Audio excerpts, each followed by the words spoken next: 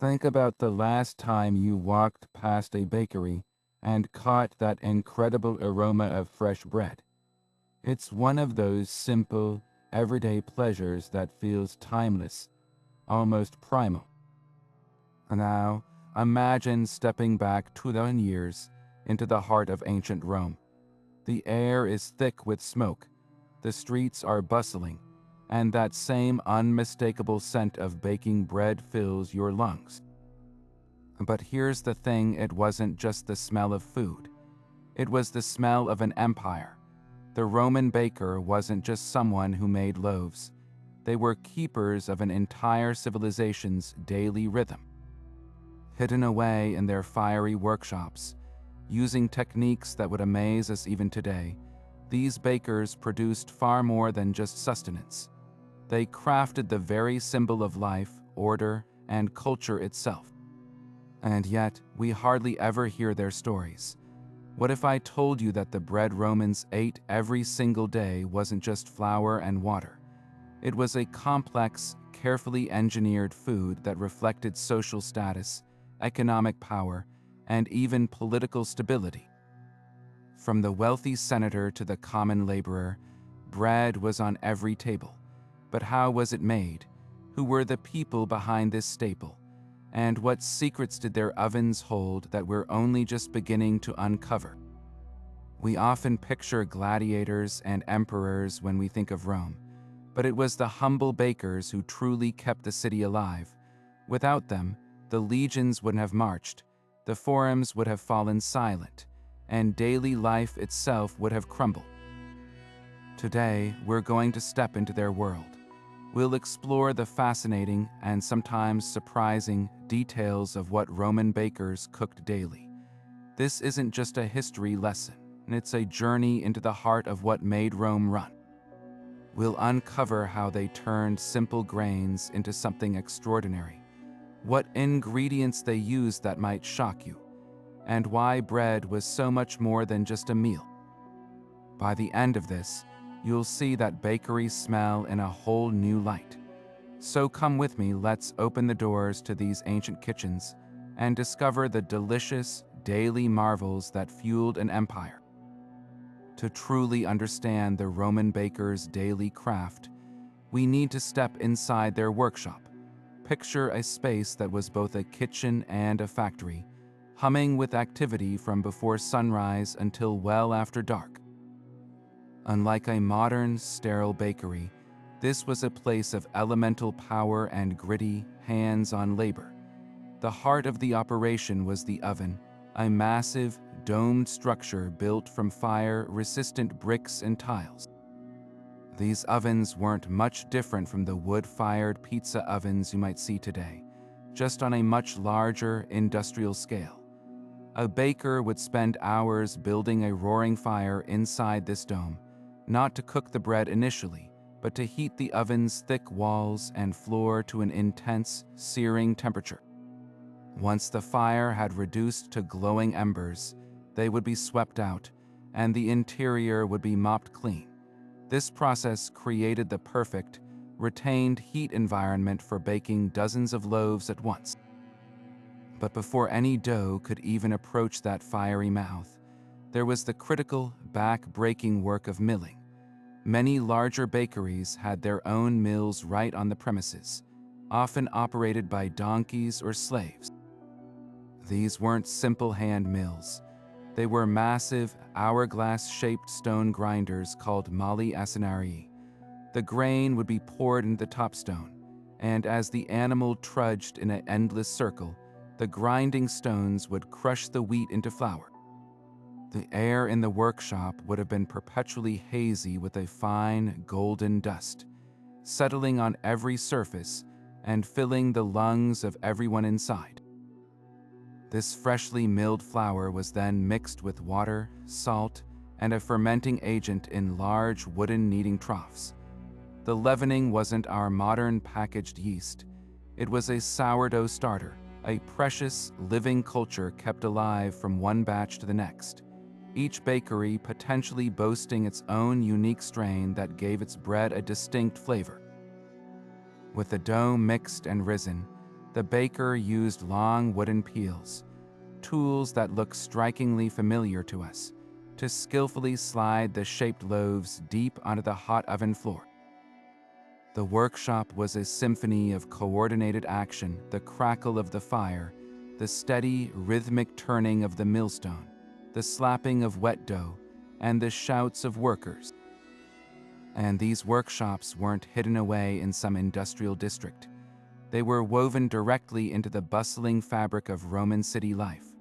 You'd find them on busy street corners, their doors open to the public, selling loaves directly to passers-by while also fulfilling larger orders. The heat from their ovens would spill out in the street, and that unmistakable aroma of baking bread would act as a beacon, drawing in customers from all walks of life, making the bakery a vital and vibrant hub of the ancient community. Now, to create that daily bread, our baker needed the most fundamental ingredient of all, grain. But this wasn't just any grain. It was the lifeblood of the empire itself, flowing into Rome from its farthest corners. The primary grain you'd find in a Roman bakery was farro, what we know as emmer wheat. This hardy, ancient grain was the backbone of Roman bread, prized for its nutritional value and its ability to produce a dense, satisfying loaf. Spelt was another common choice, a close relative of wheat, while barley was often used for a cheaper, coarser bread typically consumed by the lower classes, and sometimes even fed to animals. The quality of your daily bread was a direct and unmistakable reflection of your social standing. A wealthy patrician might enjoy a fine, white loaf made from carefully sifted emmer flour, while a common soldier or laborer would receive a darker, heavier bread packed with bran, and often cut with other, less desirable grains like millet or even beans. This entire system, from the senator's table to the slave's ration, was utterly dependent on a logistical miracle, the grain supply chain. Rome itself was a massive, overpopulated city that could not feed itself from its surrounding farmland. To prevent famine and civil unrest, the empire had to import enormous quantities of grain, primarily from its breadbasket provinces. Every year, a massive fleet of ships, the Annona, would brave the Mediterranean Sea, carrying thousands of tons of grain from Egypt and North Africa. The success of this voyage was so critical that the emperor himself took a personal interest, for a delay or a sunken ship could mean hunger, riots, and a direct threat to his power. When these grain ships were sighted off the coast of Italy, it was a cause for public celebration. The grain was unloaded at the port of Ostia and then transported up the Tiber River on barges to massive warehouses in Rome called Haria. From there, it was distributed to the millers and bakers. This state-controlled system ensured that even the poorest Roman citizen was entitled to a daily bread dole, a fundamental right that helped maintain peace and order. So the flour that our baker poured into his kneading trough was more than just an agricultural product. It was a symbol of Roman imperial power, economic control, and political stability. Every loaf he baked was a tiny, edible piece of the empire's vast, interconnected machinery. And from that flour, our baker would craft his masterpiece, the daily bread that defined an empire's table. The most iconic of all was the Panis Quadratus, a loaf so distinctive it's instantly recognizable even in ancient frescoes and carbonized remains from Pompeii. Picture a round, plump loaf, almost like a wheel of bread, but with a deep, pronounced groove scored around its circumference, dividing it into two halves. Then, from the top, the baker would make a series of precise cuts, creating 8 perfectly triangular segments that met in the center, forming a striking cross-like pattern. This wasn't just for decoration. It was brilliant, practical design. This scoring allowed the bread to expand evenly in the intense heat of the oven without cracking unpredictably. More importantly, it turned the entire loaf into a built-in serving platter. You wouldn't need a knife. You could simply break off a perfectly portioned wedge, a feature that made it ideal for sharing among family or fellow workers. This bread was a true staple, a common sight on tables across the vast social spectrum of Rome. For a wealthy senator, a slice of fine, white Panis Quadratus might be served alongside oysters and roasted meats, perhaps even dipped in fine wine. For a legionary on the frontier, it was a dense, hearty ration that provided the calories needed to march 20 miles a day in full armor. And for a slave or a common laborer, a coarse, dark version of this same loaf was the absolute foundation of their diet, often serving as both plate and utensil for scooping up pulses or a simple stew.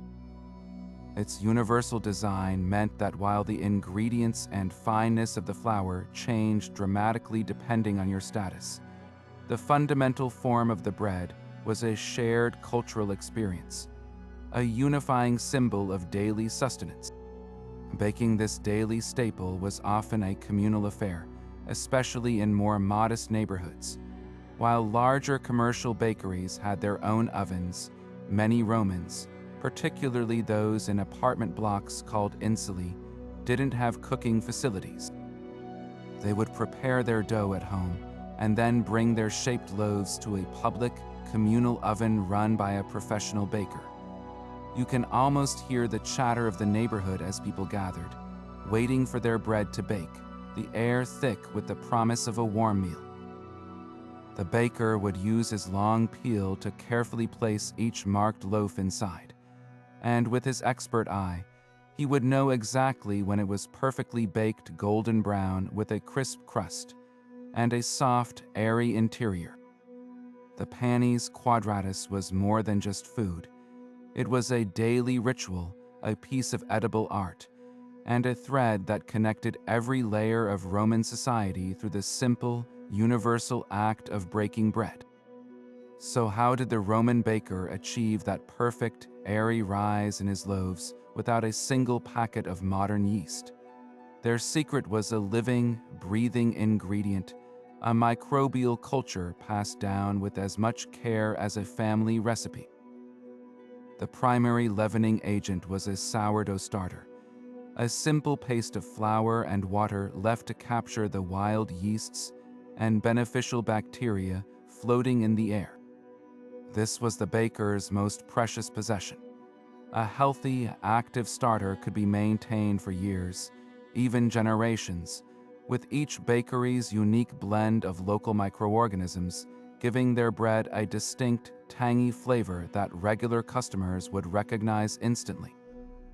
This living culture was lovingly fed each day with fresh flour and water, a daily ritual that kept the invisible engine of fermentation churning.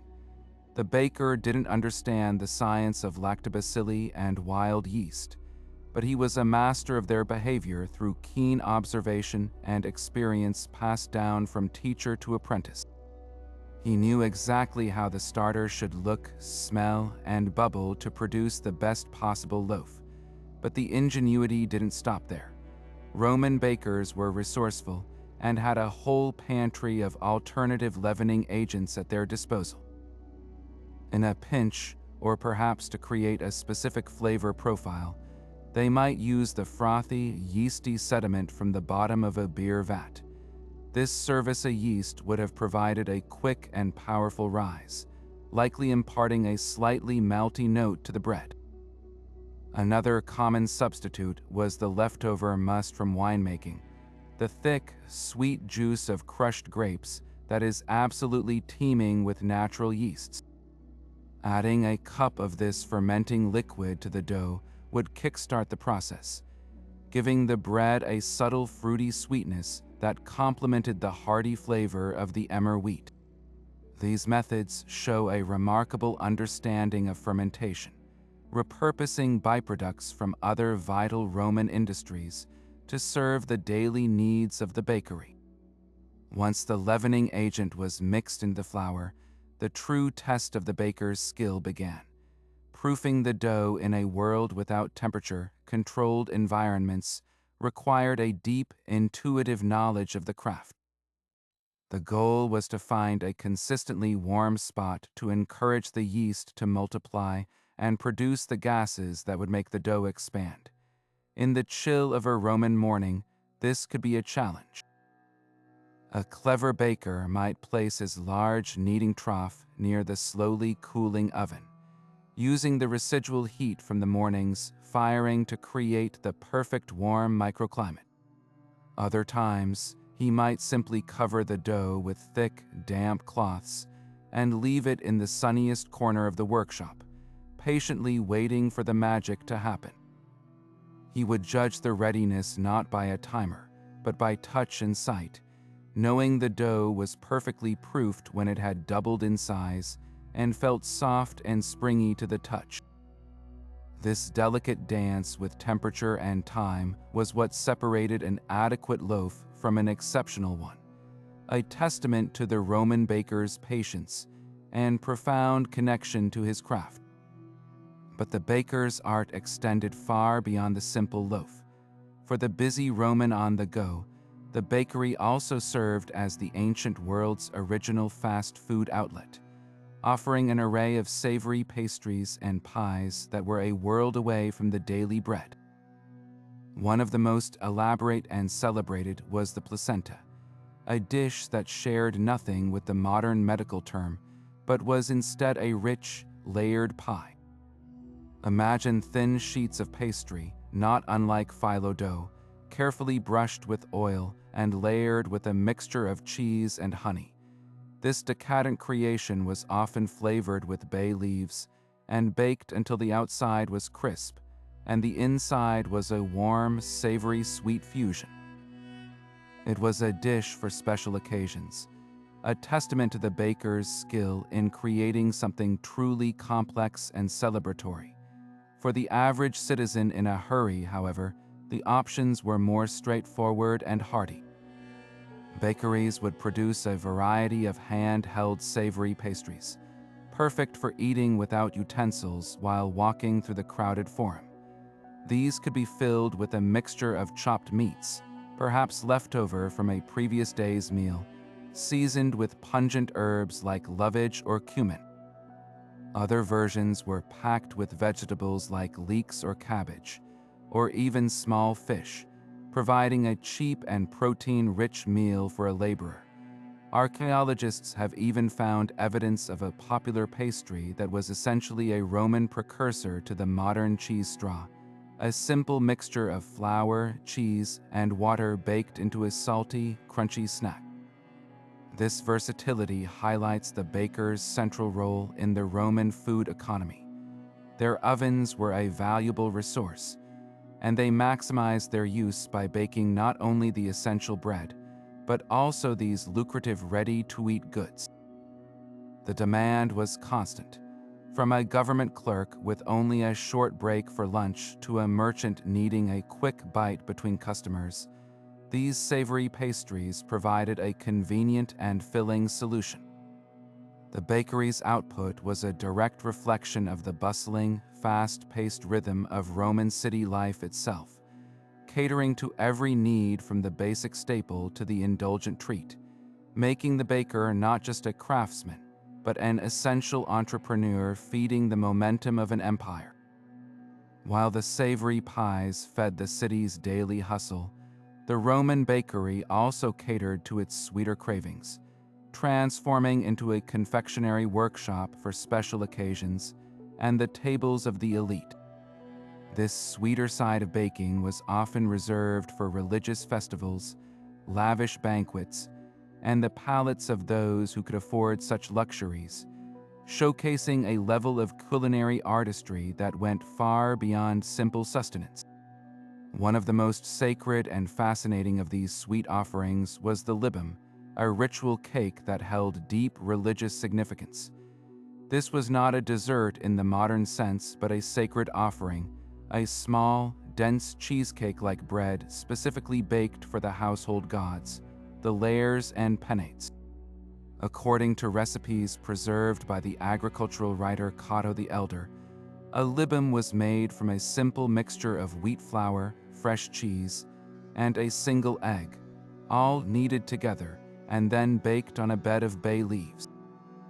The bay leaves weren't just for flavor.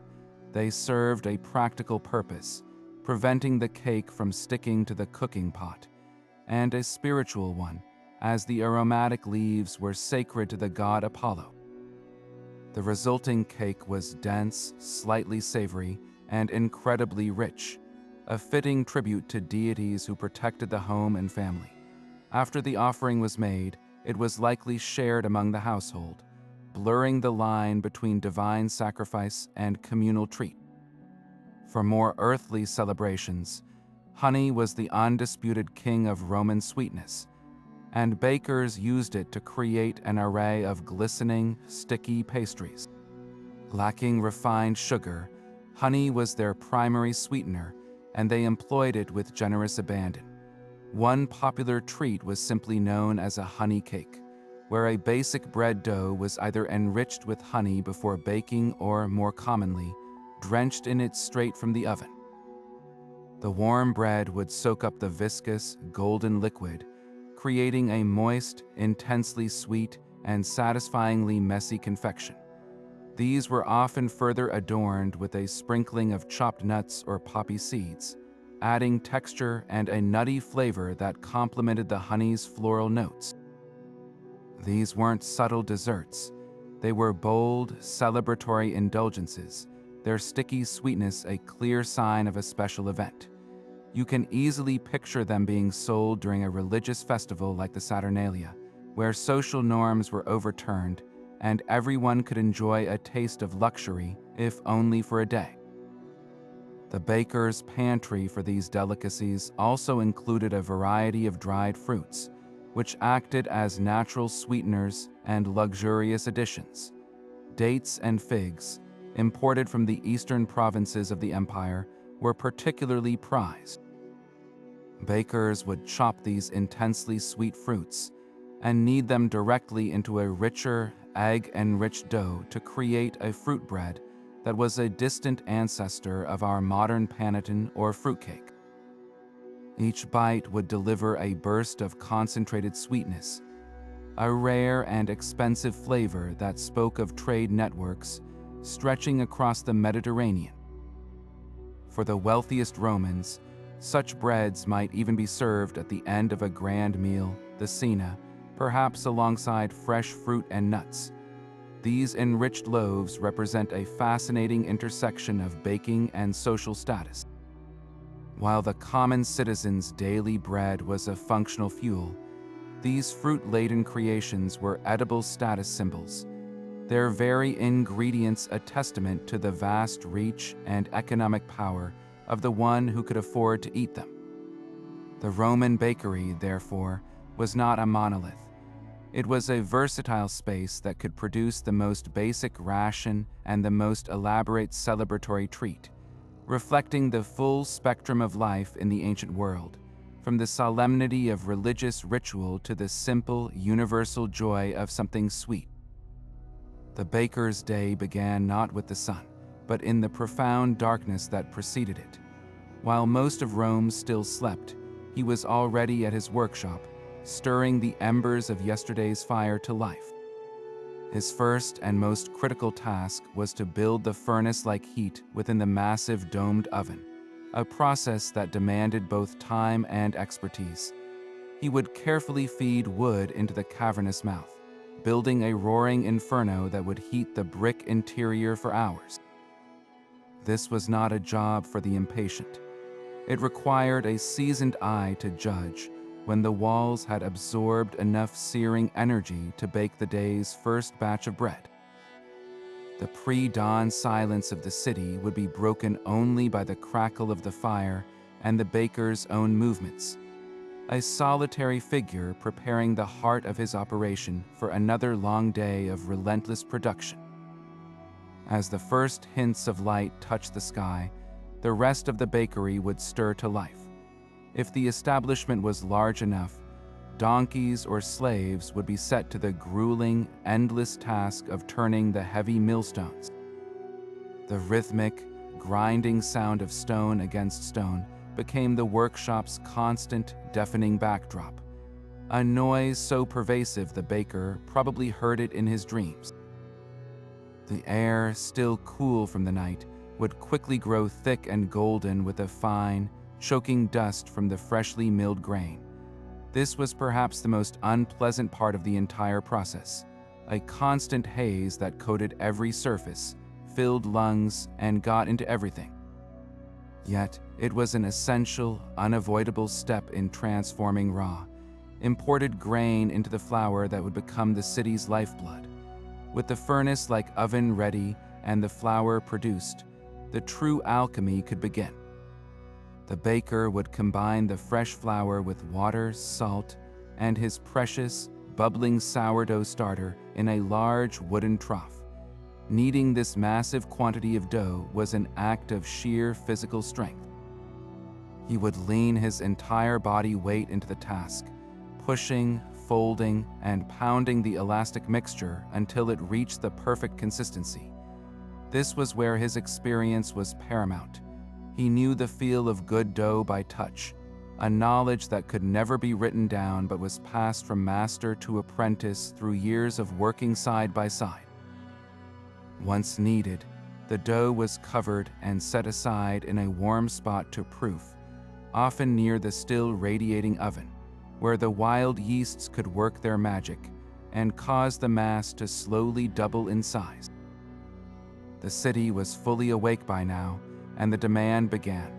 The baker, using a long wooden peel much like those still used today, would skillfully slide the shaped loaves, dozens of the distinctive Panis Quadratus onto the hot oven floor. The first batch would emerge golden and steaming, their crisp crusts cracking audibly as they cooled.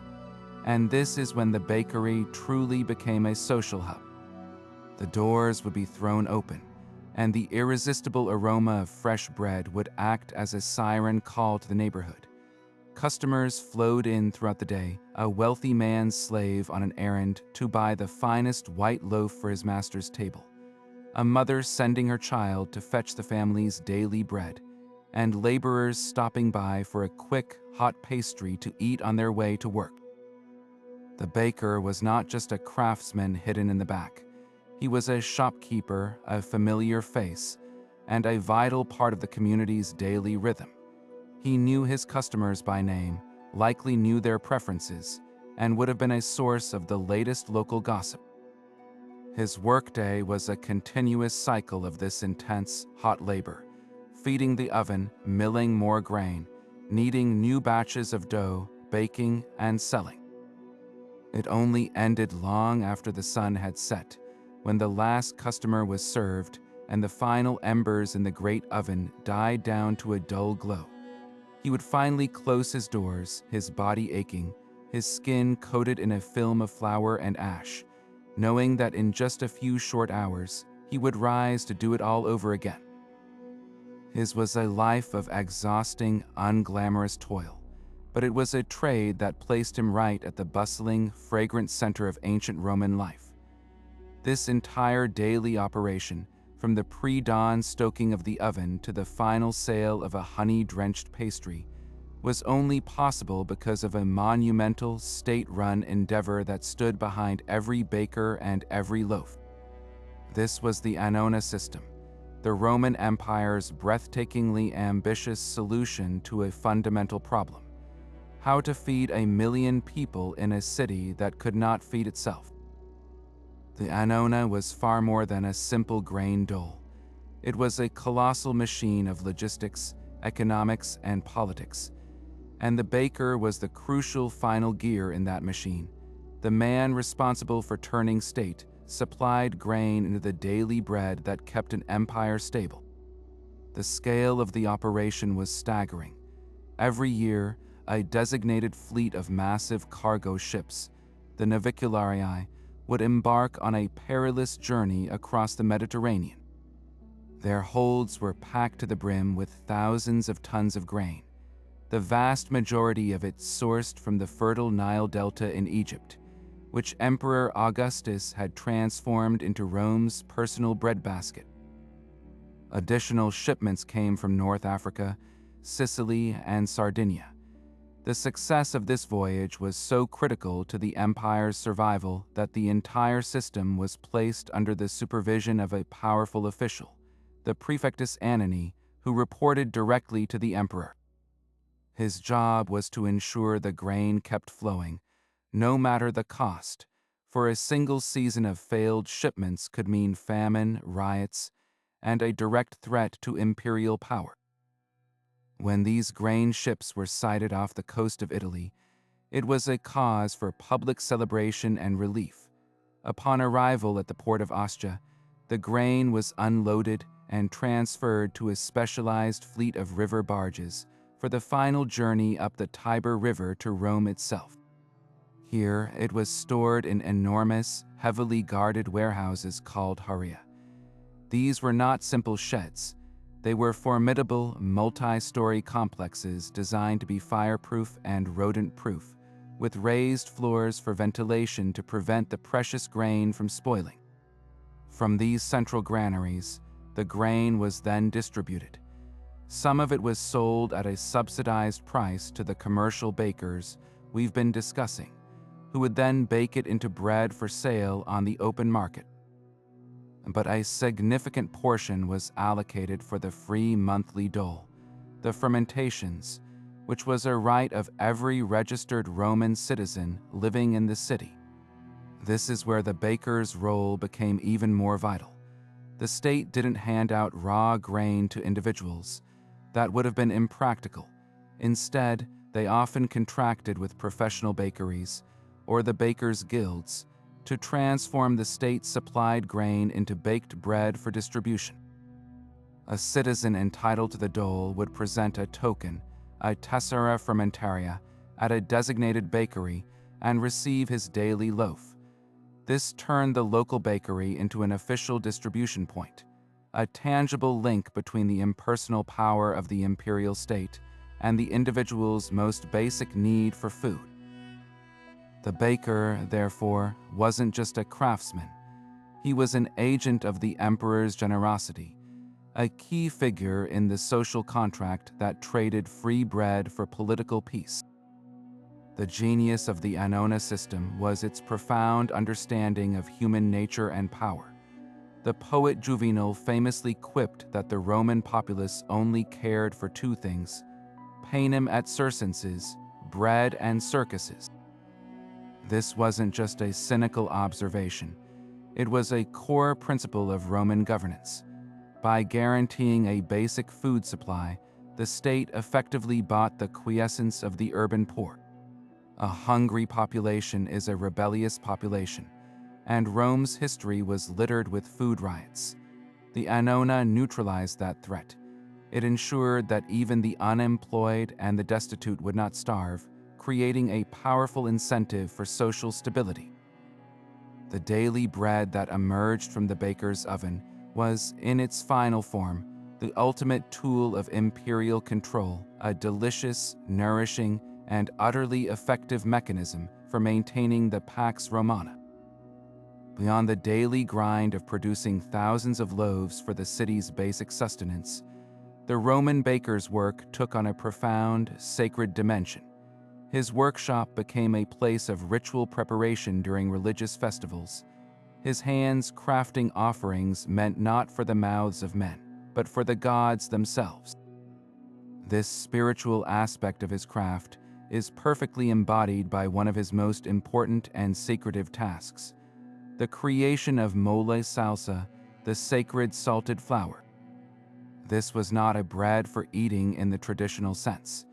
It was a fundamental instrument of Roman state religion, a substance so holy its preparation was governed by strict, ancient rules. The flour for mole salsa had to be made from a specific type of emmer wheat, harvested in a ritually prescribed manner. The grain was then parched and ground by the Vestal Virgins, the most revered priestesses in Rome, in a special stone mill reserved solely for this purpose. The resulting coarse flour was mixed with sacred salt and lightly sprinkled with water to form a simple cake. On at least 3 major festivals throughout the year, these sacred cakes were carried in solemn procession to be offered as sacrifices. The most crucial use of mola salsa was in the ritual of immolation. Before any animal was sacrificed to a god, a Vestal virgin would step forward and scatter a handful of this sacred meal over the beast's head. This act, from which we get the word immolation, consecrated the animal, transforming it from a mere piece of livestock into a worthy offering for a deity. The baker's flour, therefore, was the essential element that made the entire sacrifice valid. Without it, the ritual was incomplete, and the connection between Rome and its gods was jeopardized. In this role, the baker was an unseen but vital participant in every major public ceremony, his craft providing the literal and symbolic link between the human and the divine.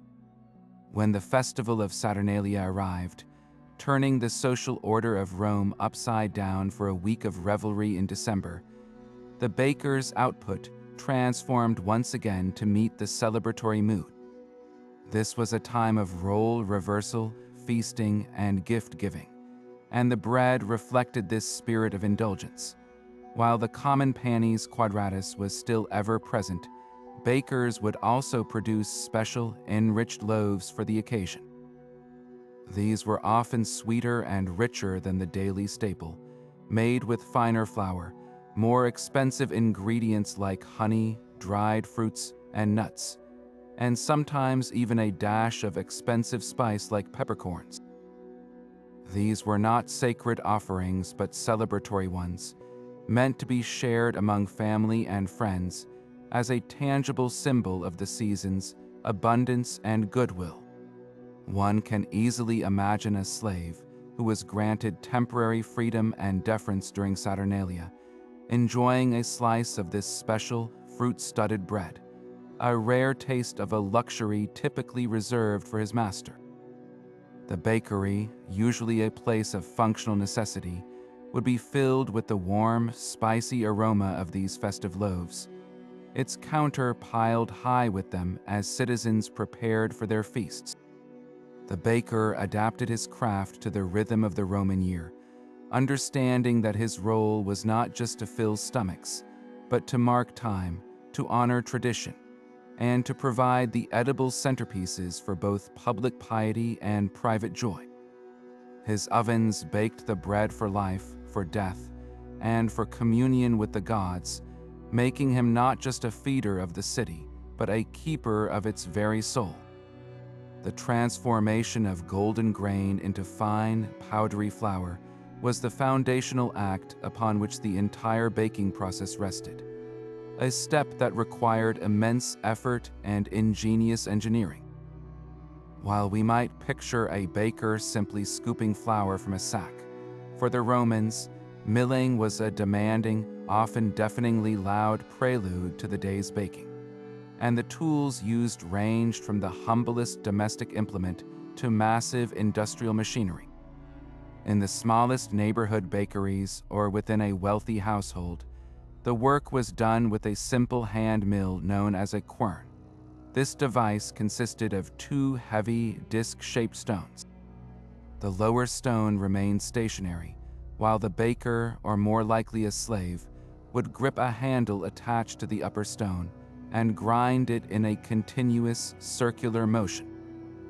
The grain was fed through a hole in the top stone, and the relentless grinding action would crush it between the rough, textured stones, with the resulting flour gradually spilling out from the edges.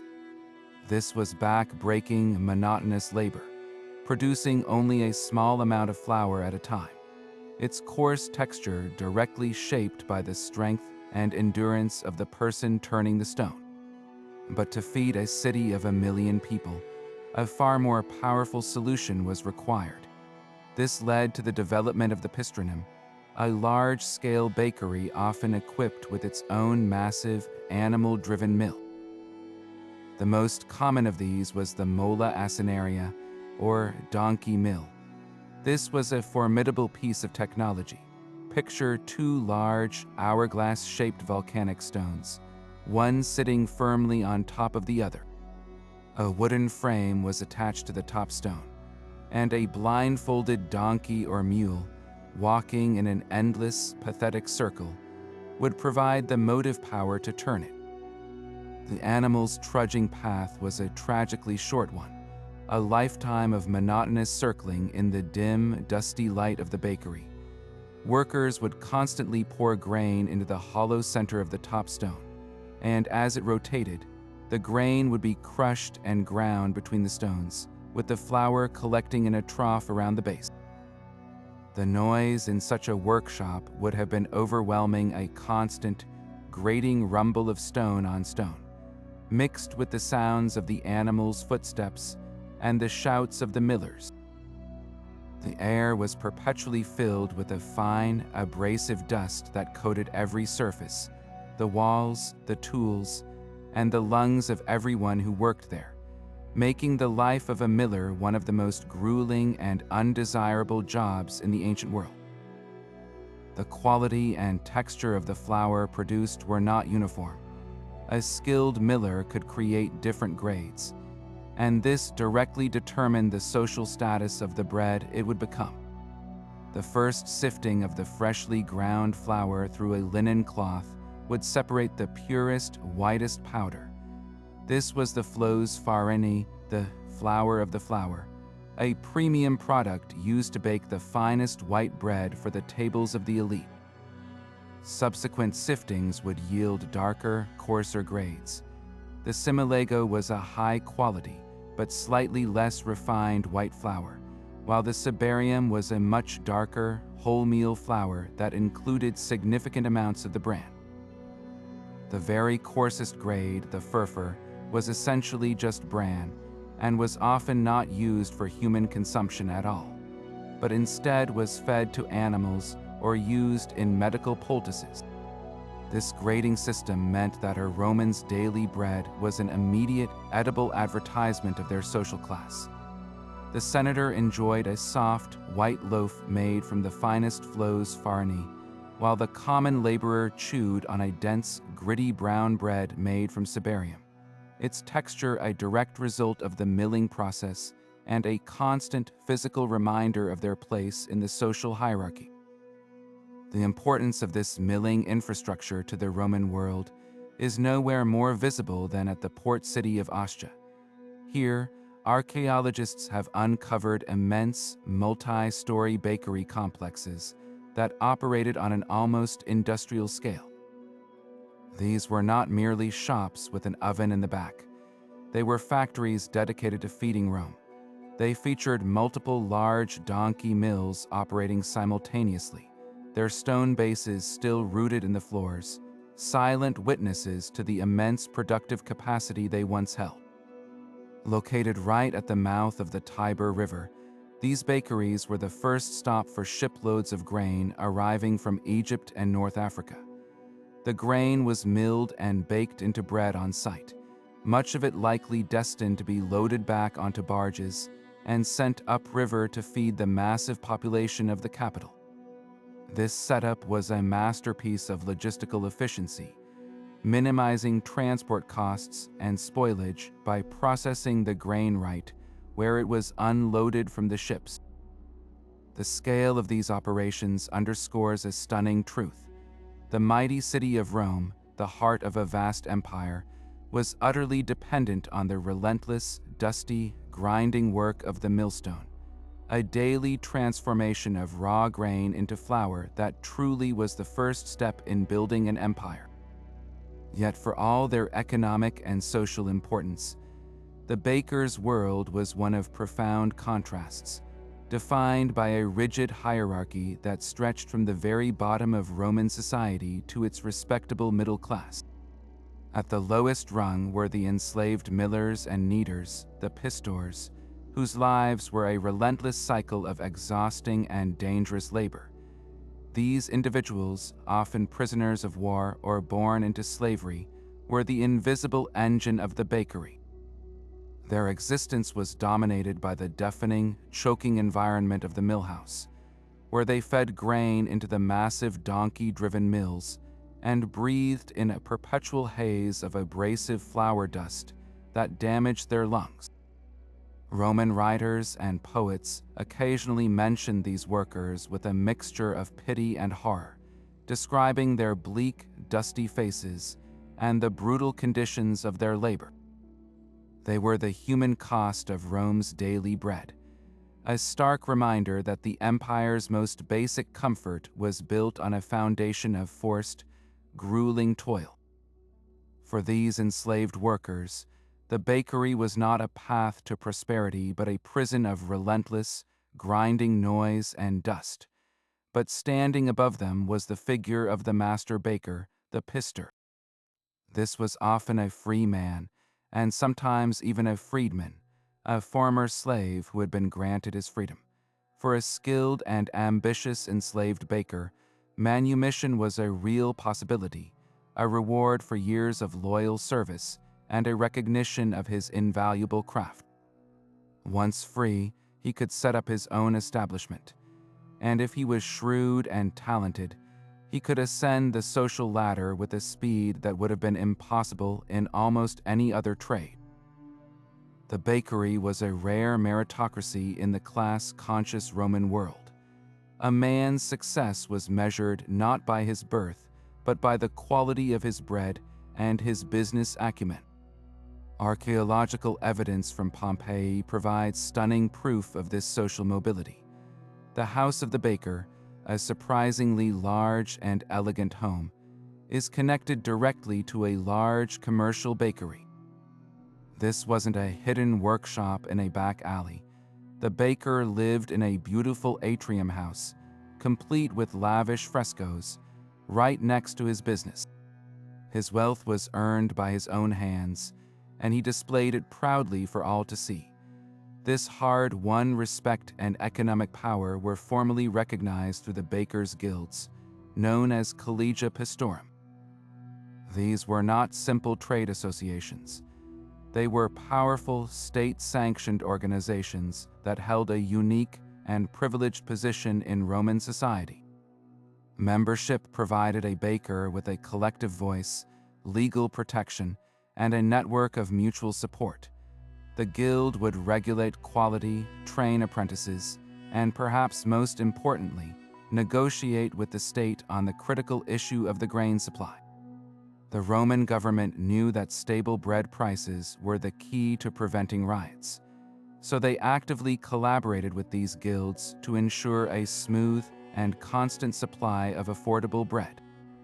In return for this cooperation, the state granted the bakers significant privileges, including exemptions from certain compulsory public services and taxes. This was a monumental benefit, freeing them from burdens that weighed heavily on other tradesmen. The result of this symbiotic relationship was that a successful master baker became a pillar of his local community. He was not just a shopkeeper, he was a respected businessman, an employer, and a vital civic partner. His guild membership gave him influence, and his wealth, earned from a trade everyone depended upon, allowed him to become a patron to others, perhaps even funding public works or festivals. He had navigated a path from a life of manual labor to one of genuine standing and respectability. The social journey of a Roman baker captures a fascinating duality at the heart of the empire. His trade was built on the backs of the enslaved, yet it also offered one of the clearest pathways to freedom and prosperity. He provided the most fundamental human necessity, and in doing so, he baked his way right into the heart of the community, transforming flour and water into not just food, but into social standing and legacy. While the baker in the city of Rome might have relied on state-supplied emmer wheat, stepping outside the capital reveals a fascinating tapestry of regional baking traditions. The Roman Empire was a vast mosaic of cultures. and the daily bread on a provincial table often looked and tasted quite different from the classic panis Quadratus enjoyed in the Forum. The empire's bakers were not just slavishly following a Roman recipe. They were adapting their craft to local grains, local tastes, and ancient customs that predated the eagles of the legions. What you ate said as much about where you lived as it did about your social status. Take the distant province of Britannia, for instance, on the cold, rainy frontier of the empire. Here, the bread of choice for many, including the Roman garrisons stationed there, was often made from barley. This hardy grain thrived in the cooler, wetter climate better than wheat, and it had been a staple of the local Celtic tribes long before the Romans arrived. Barley produced a denser, darker, and much heavier loaf than wheat bread, while the Romans themselves considered barley inferior, fit mainly for animal feed or as a punishment ration for soldiers. Practicality won out on the frontier. The legions stationed along Hadrian's Wall would have consumed vast quantities of this hardy barley bread, its sustaining calories crucial for surviving the harsh northern winters.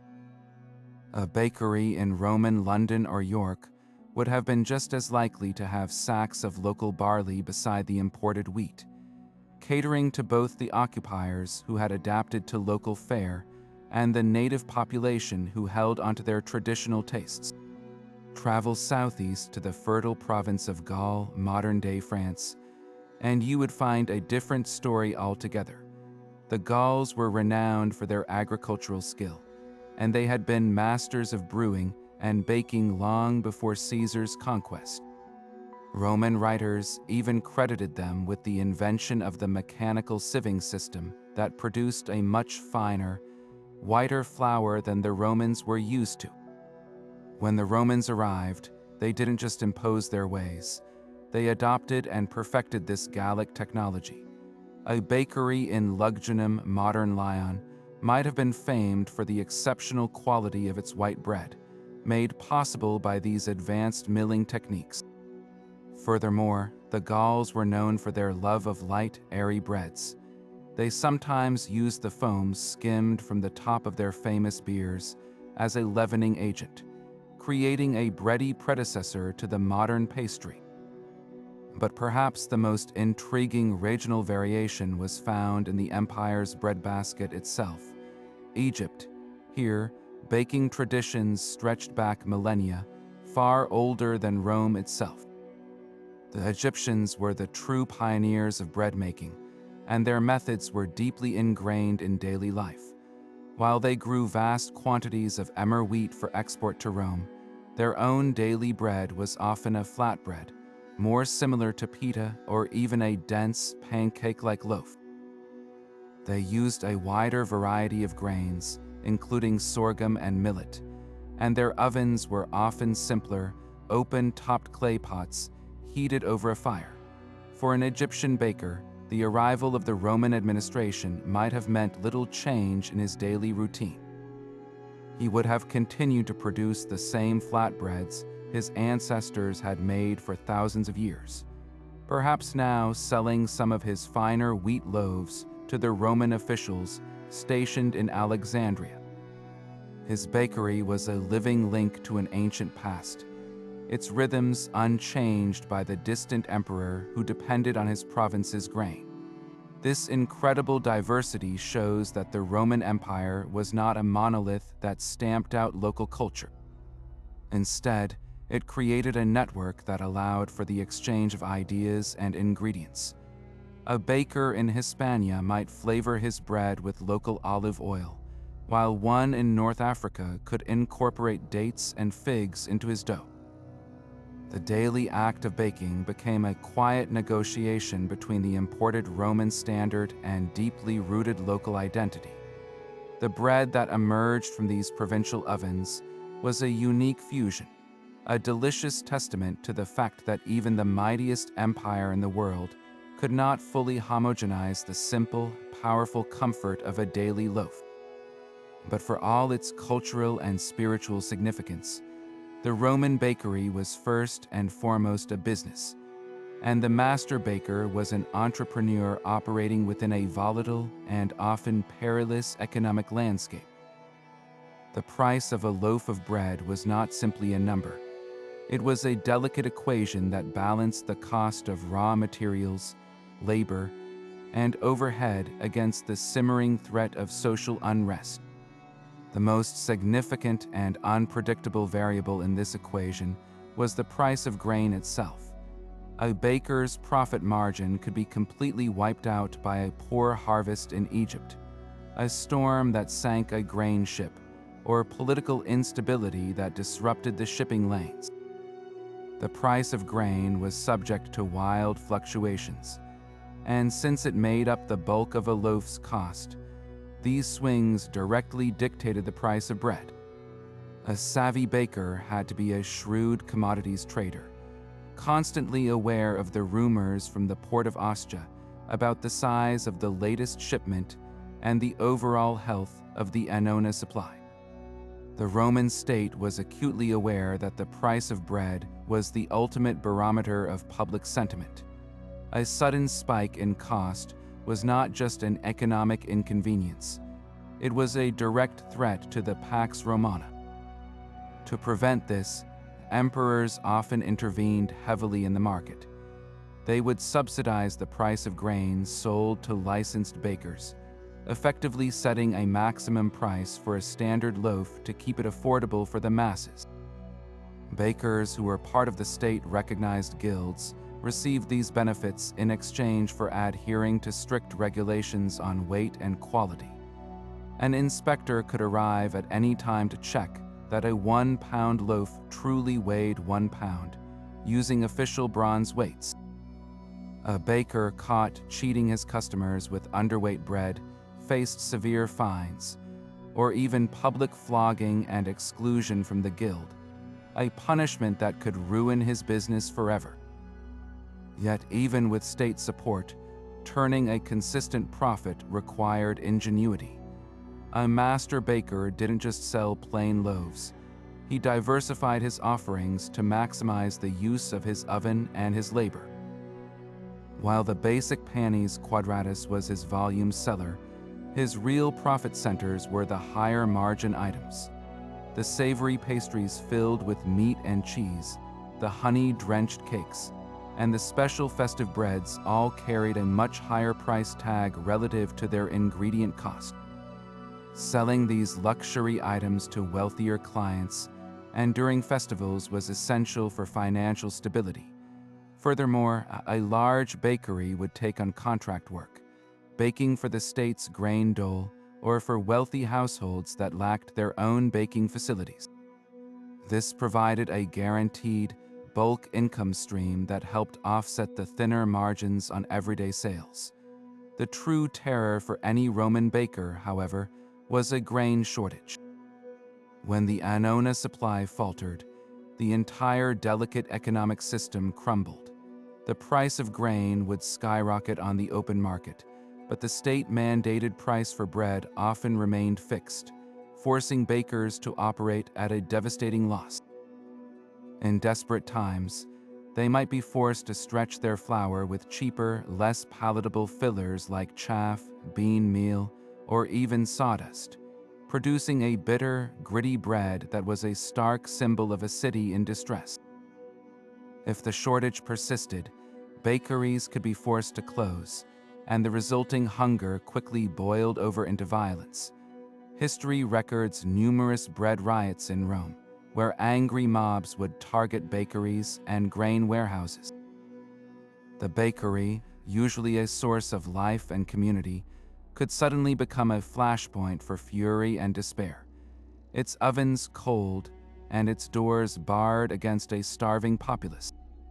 The economic reality of Roman baking was a constant high-wire act, a daily effort to nourish a city while navigating the turbulent forces of imperial logistics, state control, and the ever-present fear of famine. To truly master his craft, the Roman baker relied on a specialized set of tools, an array of implements that were extensions of his own skilled hands. These weren't crude, makeshift devices. They were carefully designed instruments of efficiency, many of which would look remarkably familiar to a modern artisan. The most iconic of all was the wooden peel or pala. This long, flat, shovel-like tool was absolutely essential for the most dangerous part of the baker's day, loading the blazing hot oven. Crafted from a single piece of wood to avoid joints that could fail under heat, the peel had a long handle that allowed the baker to stand back from the intense, radiant heat of the oven's mouth. With a practiced, fluid motion, he would slide the unbaked loaf on the flat blade, then thrust it quickly and confidently deep into the oven, giving it a sharp flick to deposit the dough perfectly onto the hot floor. This action required immense skill and courage. A moment's hesitation or a clumsy move could result in a burned arm or a ruined loaf stuck to the oven wall. The same tool was then used to retrieve the perfectly baked bread, its long handle protecting the baker from the searing heat as he pulled his golden, steaming creations back to safety. For more delicate tasks, especially the creation of pastries and sweet offerings, bakers turned to an array of molds and shaping tools. Archaeological sites like Pompeii have yielded fascinating examples of these, often made from durable bronze or fired pottery. These molds weren't for simple loaves. They were used to create intricate, decorative breads and cakes for special occasions and religious offerings. Some were shallow, circular pans with elaborate patterns carved into their bases, perhaps a design of wheat sheaves, a god's face, or geometric patterns that would be impressed onto the surface of the dough before baking. Others were deeper, vessel-like forms used for baking richer, cheesecake-like concoctions such as the libum. A baker would grease the mold thoroughly, often with a leaf-like bay laurel which also imparted flavor, carefully place the dough inside, and then bake it. The result was a perfectly shaped, professionally finished product that elevated a simple baked good into a celebratory work of art. The existence of these molds tells us that Roman baking had a sophisticated aesthetic dimension. Presentation and symbolism were just as important as taste for certain rituals and banquets. Precision was also a part of the Roman bakery, governed by the simple yet vital tool of the balance scale. Every bakery would have possessed a set of scales and a collection of officially sanctioned bronze weights. This was not merely for ensuring consistent recipes. It was a legal requirement. The Roman state, desperate to avoid bread riots sparked by short measures, employed inspectors to ensure that a loaf advertised as a 1-pound loaf actually weighed a full Roman pound. A baker found to be using inaccurate weights or selling underweight bread faced severe penalties, from heavy fines to public humiliation and expulsion from the powerful Bakers' Guild. The scales were therefore a symbol of the baker's integrity and his precarious position in the city's economy. He had to carefully balance the cost of his ingredients, which could fluctuate wildly with grain shortages, against the state-mandated price for bread. His scales were a daily reminder that his livelihood depended on fairness, accuracy, and the watchful eye of the authorities. The incredible preservation of Pompeii under volcanic ash provides us with an almost frozen-in-time snapshot of these tools in their actual working environment. In one famous bakery, we can still see the deep grooves worn into the lava stone floor by the relentless circling of the donkeys that powered the millstones. In another, archaeologists found the carbonized remains of a loaf of bread, still bearing the marks of the baker's knife where he scored it before baking. But perhaps most poignant are the finds of the tools themselves, a bronze weight left beside a scale, a pottery mold still caked with residue, the impression of a wooden peel long since turned to ash. These artifacts are more than just museum pieces. They are direct links to the hands that used them. They tell a story of a highly organized, regulated, and sophisticated trade. The Roman baker was not a primitive cook messing about with flour and fire. He was a professional craftsman operating a complex small business, his daily routine governed by a suite of specialized tools that enabled him to feed a city and build a legacy, one perfectly measured and expertly baked loaf at a time. Within the walls of a single Roman bakery, you could find a complete social hierarchy laid out on the counter, each loaf telling an immediate, edible story of status and wealth. The most fundamental division was between Panis plebeius and Panis candidatus, the bread of the common people, and the snow-white bread of the elite. The plebeius was a dense, dark, and gritty loaf. Made from the coarsest grade of flour, the cibarium, it was a wholemeal bread that included a high proportion of bran and often other fillers like millet, beans, or even ground acorns in times of scarcity. This was the fuel of the empire's labor force, the dockworkers, the construction laborers, the legionary rank and file. It was chewy, nutritious, and designed for sustenance above all else. Its dark color and rough texture were unmistakable signs of a lower social standing, a daily, physical reminder of one's place in the world. For many, this coarse bread wasn't just a side dish. It was the meal, often used as an edible plate to scoop up thin pulses, cheap fish sauce, or a simple vegetable stew. At the opposite end of the spectrum was the famous Panis candidus, the candid or white bread. This was the loaf of senators, wealthy merchants, and the imperial court. Its striking whiteness was a clear status symbol, a visual proclamation of a life free from manual labor. Producing this bread was an intensive process. It started with the finest emmer wheat, which was then meticulously sifted and re-sifted through fine linen cloths to remove every last speck of bran and husk, yielding the purest, most expensive flour, known as flos farinae, the flour of the flour.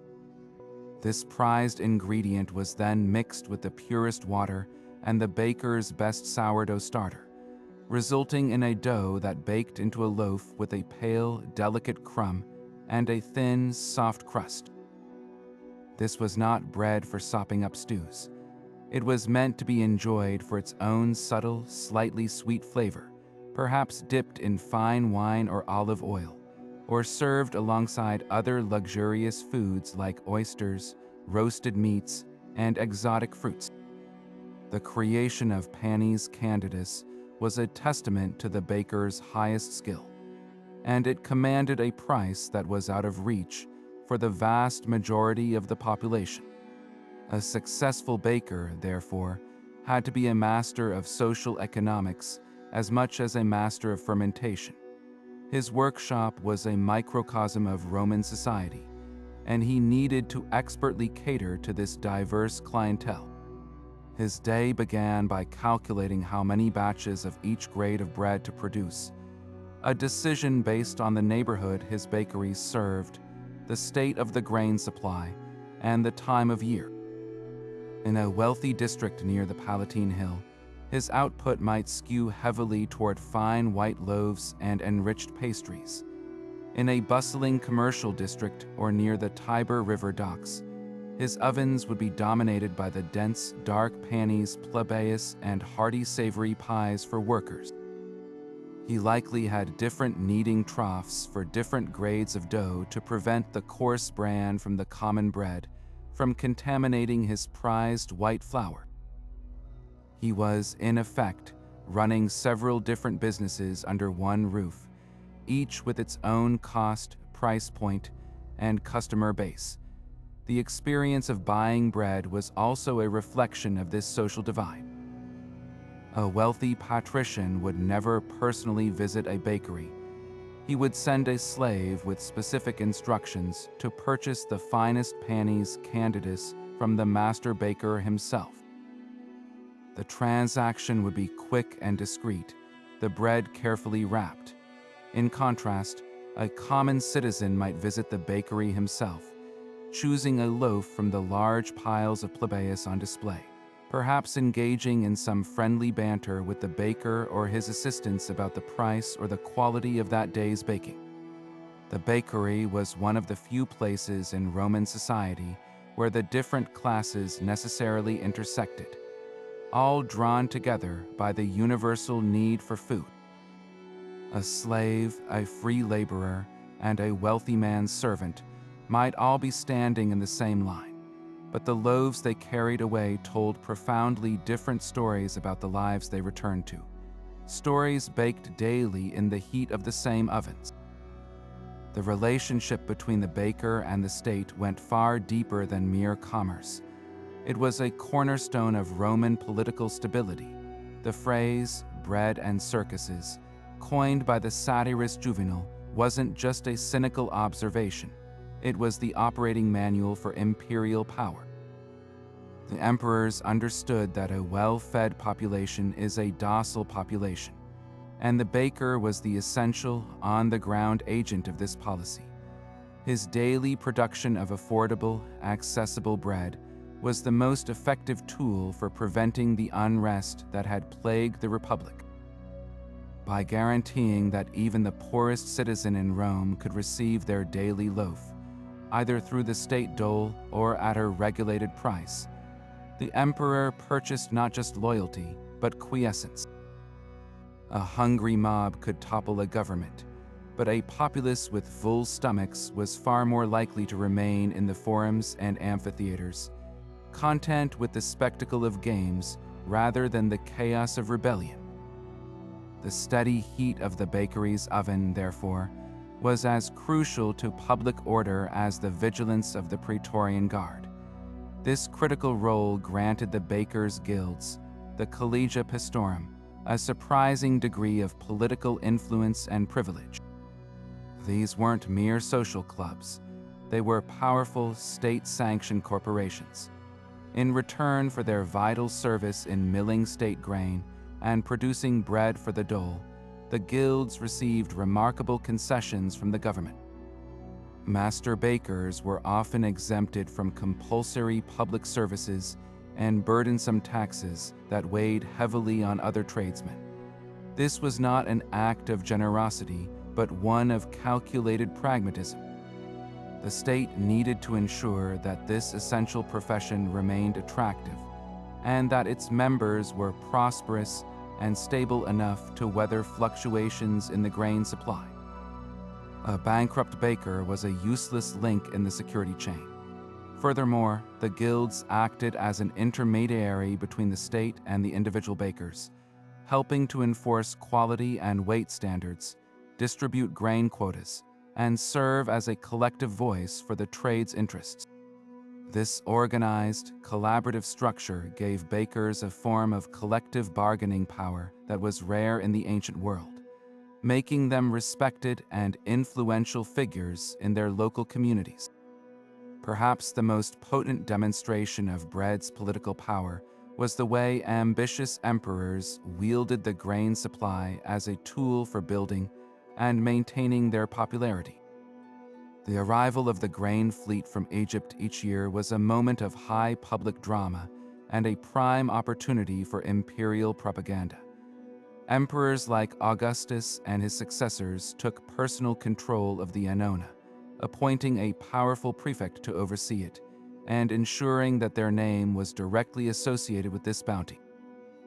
They knew that a timely, abundant supply of grain, leading to cheap and plentiful bread, was a more powerful endorsement than any military victory carved on a triumphal arch. Conversely, a grain shortage or a spike in bread prices could spell disaster for an emperor's reputation.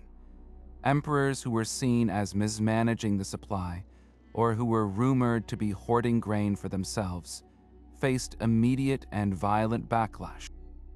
The baker's shop became the front line of this political theater.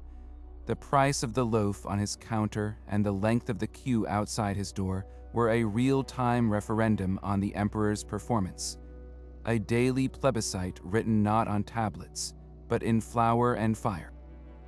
And of course, a baker couldn't simply stop production once he had enough bread for the morning rush. He had to anticipate the entire day's demand, which meant baking far more than could possibly be sold fresh.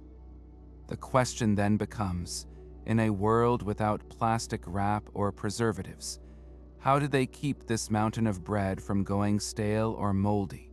The Roman approach to bread preservation was a fascinating blend of practical ingenuity and a deep-seated aversion to waste, born from an understanding that every scrap of grain was valuable. For the baker himself, storage was a matter of infrastructure. His shop would have featured large, elevated shelves or cupboards made from wood or stone, designed to keep the day's inventory in a cool, dry, and well-ventilated place, safe from moisture and pests. These storage areas were strategically placed away from the intense heat and steam of the oven, but within easy reach of the sales counter, allowing him to manage his stock throughout the long day. Within the Roman home, the methods were similarly straightforward but required daily attention. A typical household, especially in a cramped city apartment, would store its daily loaves in a simple ceramic bread bin or a cloth bag, hung from a hook or placed on a shelf to keep it away from damp floors and any curious mice. The goal was always to maximize air circulation around the loaf to prevent the moisture that invited mold. For those who could afford a more permanent setup, a small, wall-mounted cupboard with slatted doors, known as an armarium, served as the perfect larder for bread and other dry goods. The fundamental principle was universal: cool, dark, and dry. This simple, passive storage could keep a well-baked loaf edible for several days, though its texture would inevitably change, becoming harder and less palatable with each passing day. But what happened when the bread did indeed go stale? The Roman response was not to throw it away. Waste on that scale was virtually unthinkable, both economically and culturally. Instead, they became masters of culinary recycling, finding ingenious ways to give yesterday's bread a delicious second act. The most common method was a simple reheating. A stale loaf could be revived by sprinkling it with a little water and then placing it directly on the warm stones surrounding the hearth or on a flat griddle pan, called a testum, over the fire. This would steam the interior slightly while re-crisping the crust, bringing back a semblance of its freshly baked glory. This daily ritual of refreshing bread was likely as common as brewing the morning tea is for us today. When a loaf was beyond mere reheating, truly rock-hard and dry, it found new life as a key ingredient in other dishes. The most famous of these was pulse, a thick porridge that was one of the most ancient and fundamental foods in the Roman diet. Stale bread would be broken up or even ground into coarse crumbs using a mortar and pestle, then added to a pot of boiling water or milk, along with some lentils or chickpeas. It would swell and soften, thickening the mixture into a hearty, filling meal that could be flavored with whatever was on hand. A bit of garum for saltiness, some chopped herbs, or a drizzle of olive oil for richness. This transformed a potentially discarded item into the main component of a nutritious dinner. Beyond porridge, these dry, hardened breadcrumbs became the Roman equivalent of a multi-purpose thickener and binder. Cooks would use them to add bulk and texture to meatballs and stuffings, helping to stretch expensive meat further. They could be sprinkled over the top of a baked dish to create a crispy topping, much like modern breadcrumbs on a gratin. They were even used as a thickening agent for soups and sauces, absorbing excess liquid and creating a smoother, more substantial consistency. In a sense, the Roman kitchen had no true concept of stale bread, only bread that was waiting to be transformed into its next useful form. This resourcefulness underscores a profound truth about daily life in antiquity. Nothing was taken for granted, and the journey of a single loaf, from the baker's fiery oven to the bottom of a stew pot, was a continuous cycle of utility and respect for the nourishment it provided. Fortunately for us, the ancient Romans were as fascinated by their daily bread as we are, and they left behind a vibrant record of the baker's world, not in dry ledgers, but in vibrant art and insightful literature. These glimpses allow us to step beyond the archaeological remains and see the bakery through Roman eyes, understanding not just how they worked, but how they were perceived in the bustling tapestry of city life.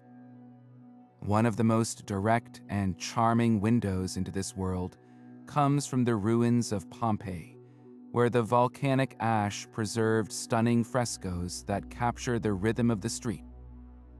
In one famous scene, we see a bustling thermopolium, a Roman snack bar, but just next door, the bakery is doing a brisk trade.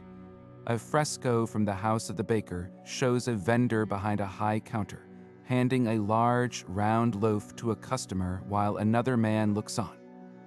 The bread is unmistakably the classic Panis Quadratus, its scored segments clearly visible. This isn't a grand imperial portrait, it's a snapshot of daily commerce.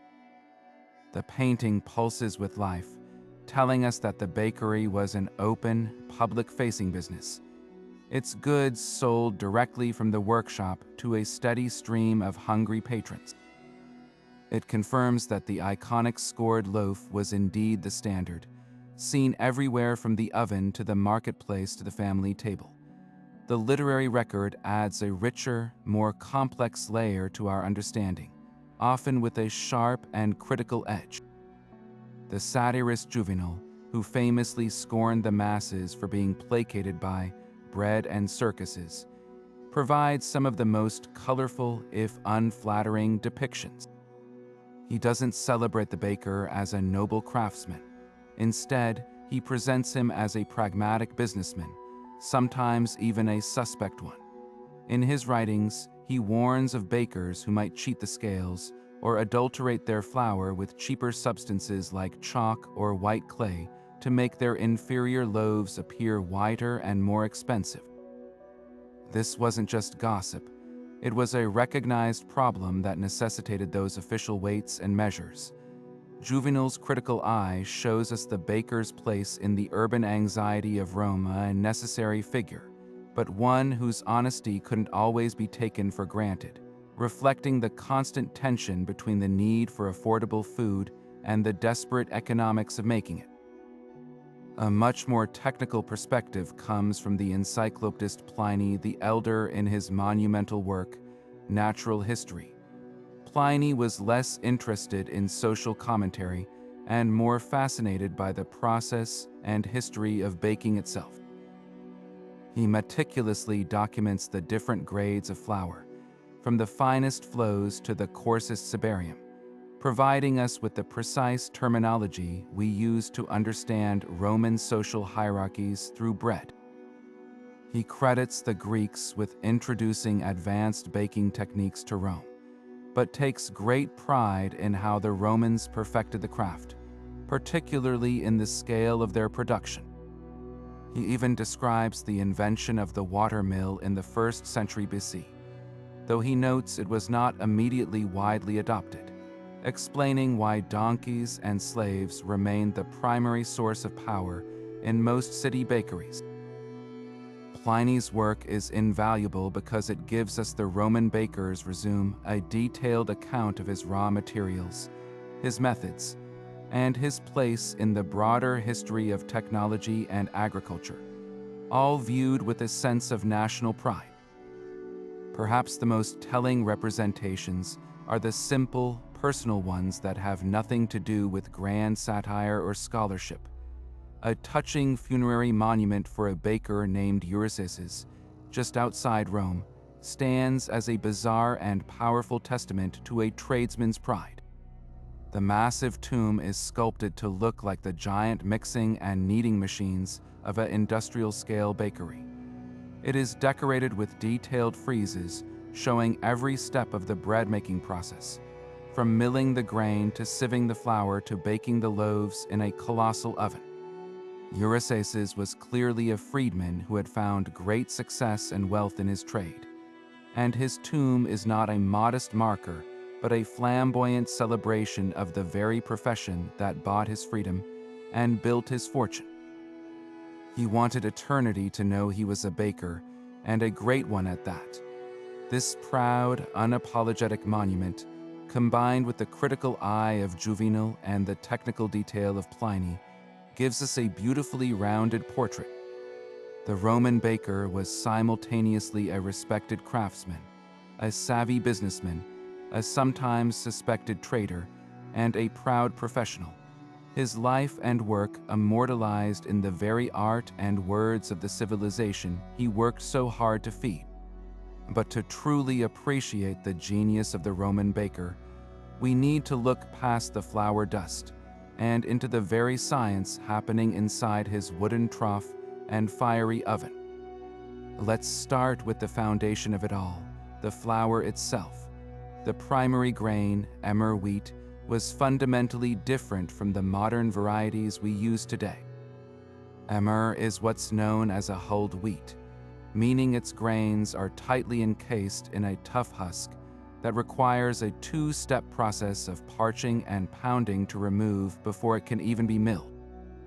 From a scientific standpoint, this ancient grain had a different protein profile.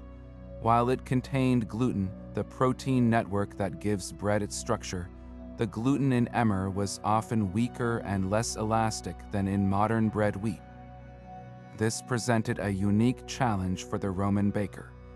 His dough wouldn't have had the same stretchy, balloon-like quality we associate with a high-rising loaf. Instead, he had to work with a denser, more porridge-like mixture, relying heavily on the long, slow fermentation of his sourdough starter to develop what gluten was there and create those essential air pockets. The resulting bread was therefore heartier, with a closer, more moist crumb and a distinctly nutty flavor that defined the Roman palate. His skill lay in understanding the behavior of this specific grain through touch and experience, mastering a material that a modern baker would find unfamiliar and difficult to handle. The true masterpiece of Roman baking engineering, however, was the oven itself. Achieving the consistent, intense heat needed to bake dozens of loaves at once was a thermal physics problem they solved with brilliant efficiency.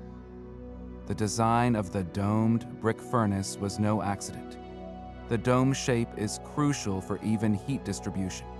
It encourages hot air to circulate around the entire interior rather than creating hot and cold spots. The baker would build a massive fire directly on the oven floor, letting it roar for hours. This wasn't just to heat the air, it was to create a thermal mass. The thick bricks of the dome and floor would absorb and store a tremendous amount of energy. Once the fire was reduced to embers and swept out, the oven was ready. The retained heat in the bricks would then radiate back evenly, creating a stable, enveloping temperature perfect for baking. This method is remarkably similar to the principles behind a modern wood-fired pizza oven or even a professional deck oven. The baker's expertise was in judging exactly when the thermal mass had reached its peak capacity.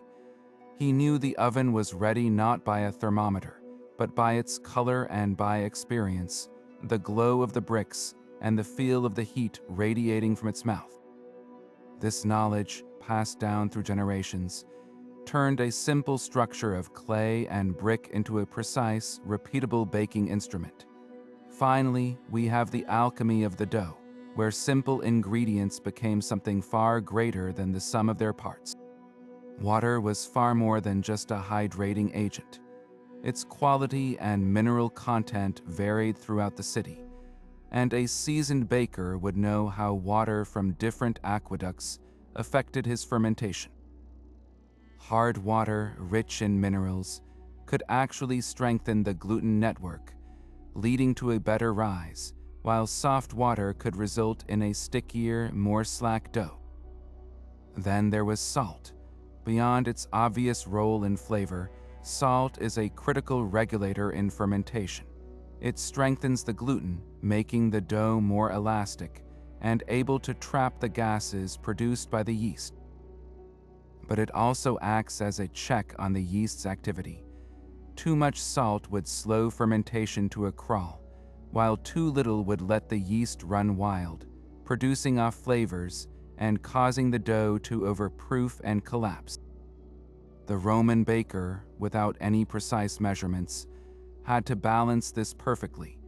He would have judged the saltiness of his dough by taste and adjusted his starter accordingly. Every batch was a live experiment in microbiology, chemistry, and physics, all guided by the baker's hands, his senses, and the deeply ingrained knowledge of his craft. He wasn't just following a recipe, he was conducting a symphony of natural processes, orchestrating wild yeast, bacterial cultures, temperature, and time to produce the simple, miraculous loaf that an entire civilization depended on. However, this daily bread was far more than just a comforting staple. It was the absolute engine of the Roman body, a dense packet of caloric energy perfectly suited to the demands of an intensely physical world. For the vast majority of the population, the legionaries marching 30 miles in full kit, the dockworkers hauling amphorae, the farmers tilling fields from dawn to dusk bread was the irreplaceable fuel that made their labor possible. A single loaf of the coarse Panis plebeius could provide a substantial portion of the calories needed to sustain such grueling exertion. This was not a society of sedentary office workers. It was a civilization built on muscle power, and the carbohydrate-rich energy released from the slow digestion of whole-grain bread provided the sustained burn required to keep that immense human engine running. Without this reliable, scalable source of calories, the legions would have starved on their campaigns.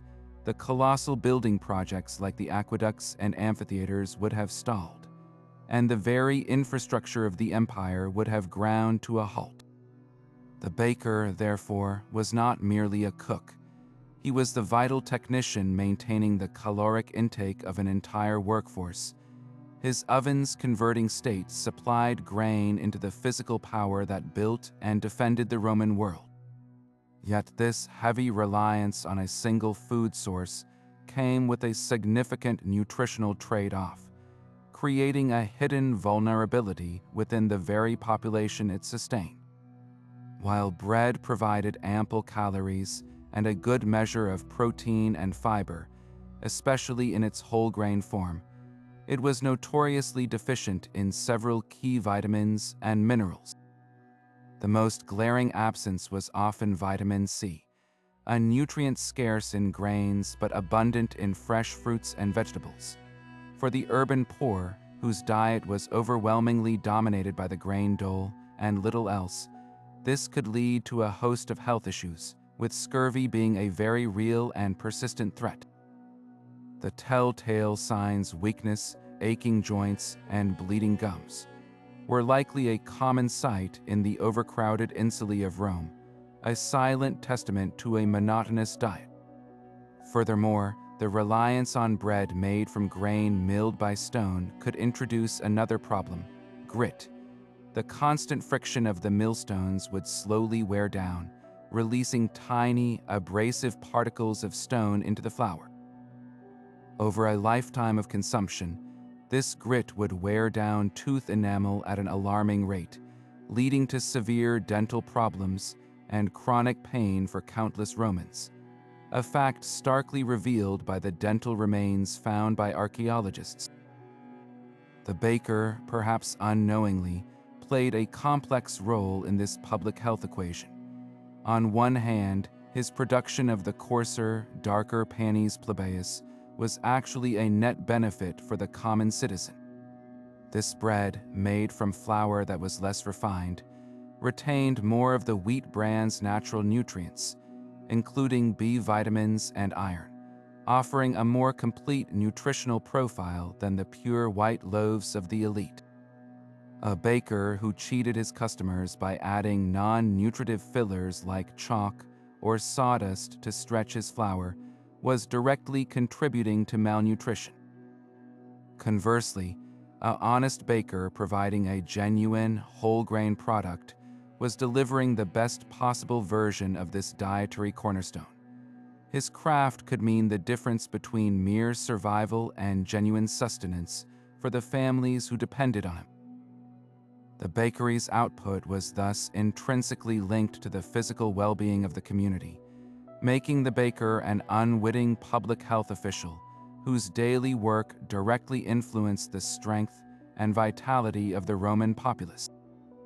But to truly step inside a Roman bakery, we don't have to rely solely on ancient texts or faded frescoes. We can walk through its actual physical remains, thanks to one of history's greatest tragedies. The volcanic eruption that buried Pompeii and Herculaneum in 79 AD was a horrific human disaster, but it also created a stunningly precise time capsule, freezing the bustling Roman world in a single moment. And within these ash-entombed cities, the bakeries are among the most vivid and revealing sights we can explore today. In Pompeii, archaeologists have uncovered over 30 bakeries, each one telling a detailed story of this essential trade. The most famous is the Bakery of Modestus, a large, complex operation that feels almost ready to reopen for business. As you stand in its ruins, you can immediately grasp the entire production line.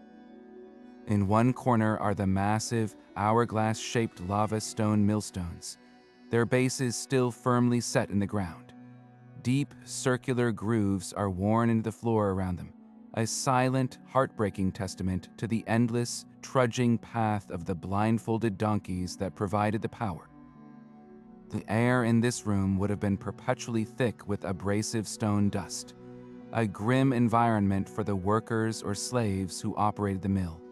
Just a few steps away is the heart of the operation, the massive, domed brick oven.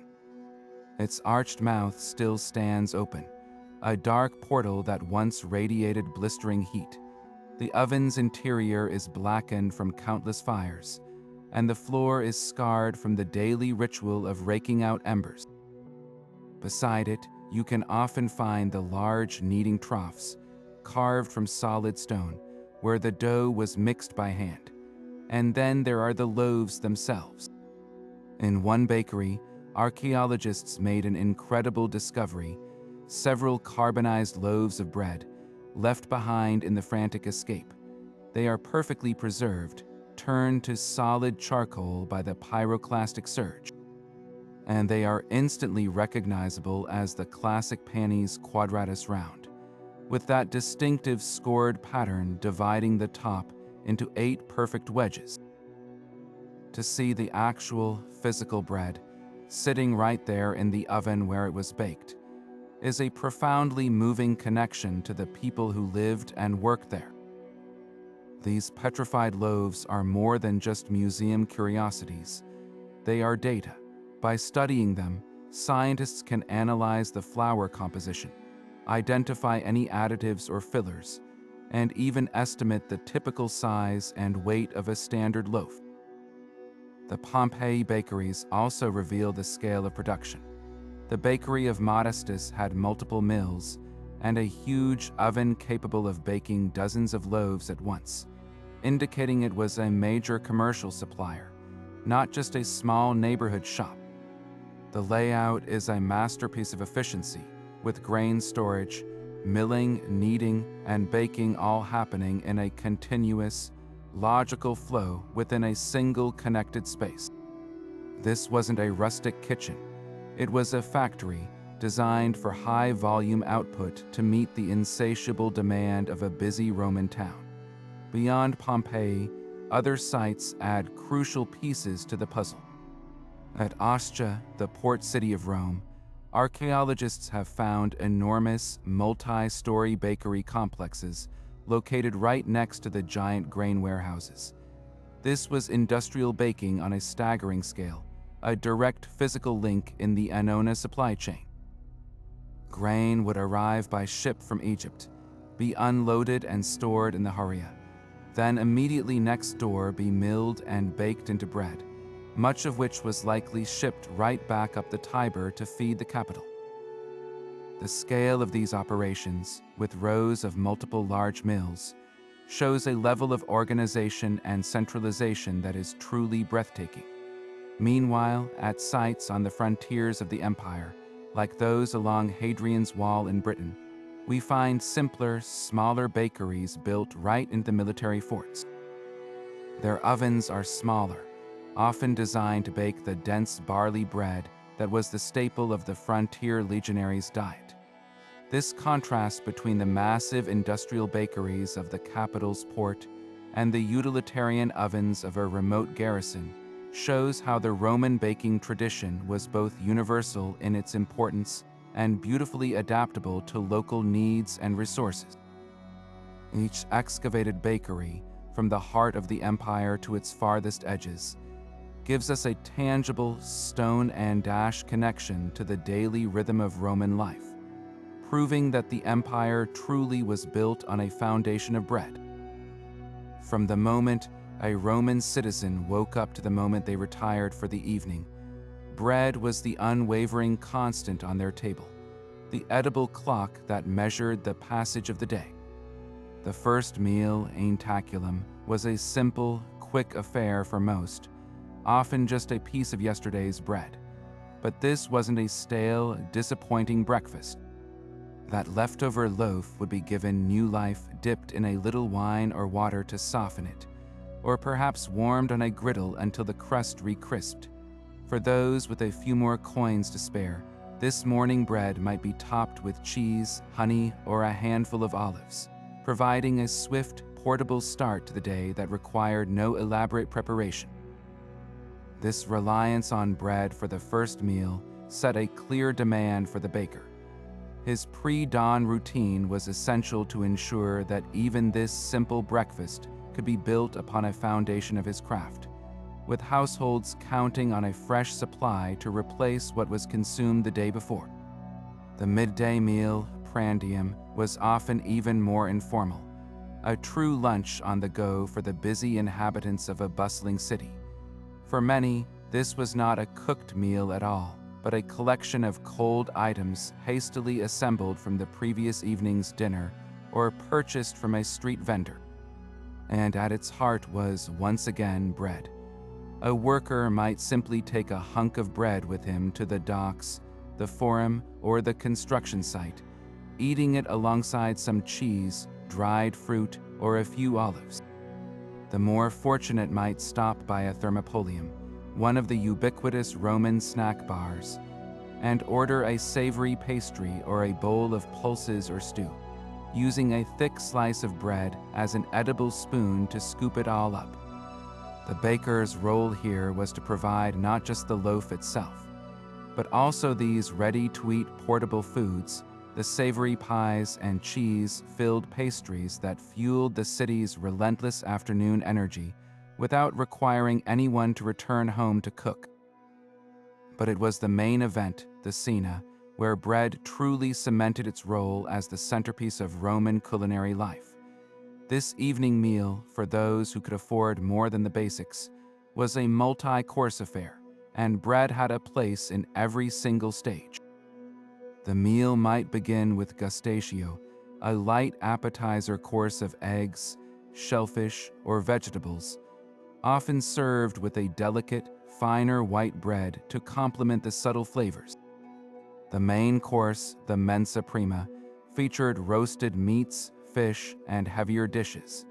Here, the sturdy, crusty Panis Quadratus came into its own. Its practical design shone, as guests would break off individual wedges to use as plates and utensils, soaking up rich sauces and juices. The bread quite literally served as the vehicle for every other flavor on the table. Finally, during the mensa secunda, the dessert course of fruits, nuts, and honeyed cakes, a sweeter, perhaps honey-glazed bread might make an appearance, bridging the gap between the savory and the sweet. This constant, unchanging demand for bread at every single meal is what made the baker's relentless production schedule so critically important. His work was not a response to occasional need. It was the fulfillment of a daily, non-negotiable rhythm. A family's entire culinary day was planned around the assumption that bread would be available. The baker, therefore, wasn't just selling a product. He was providing the very architecture upon which the Roman diet was built. His ability to maintain a constant supply, having fresh loaves available from before dawn until well into the evening, made him indispensable. He enabled the simplicity of breakfast, the convenience of lunch, and the structure of dinner. To remove the baker from the city would have been to collapse the entire framework of daily nourishment, leaving every meal incomplete and every stomach unsatisfied.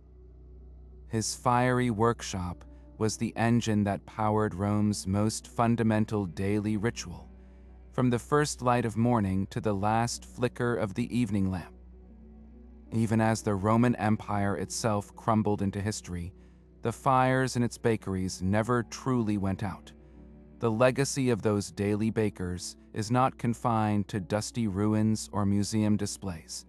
It lives on in the very crust and crumb of the bread we eat today. Their most profound and enduring gift to the world is the mastery of sourdough. That living, breathing culture of wild yeast and bacteria, which the Roman baker nurtured and fed like a precious heirloom, became the primary leavening agent across Europe for over a millennium. When the Roman legions withdrew from places like Gaul and Britannia, they left behind more than just roads and ruins.